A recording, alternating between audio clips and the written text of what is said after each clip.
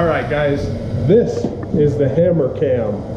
So what we're going to do here is we're going to turn this GoPro on and we're going to try to make something with a camera on top of the hammer. I don't know if this will work. I don't know if the camera will survive. But hopefully we'll get some cool footage here. Alright guys, here goes hammer cam test 1.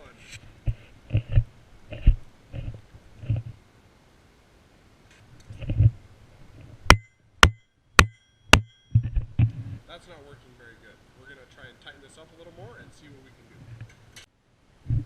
Alright, hammer cam, take 2.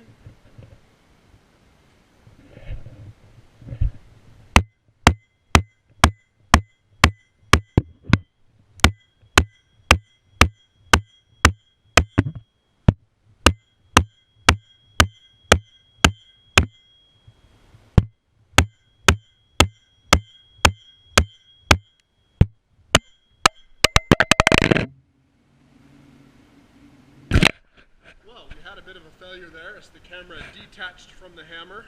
We will maybe try a stronger adhesive next time. But for now, that's all. Thanks for watching.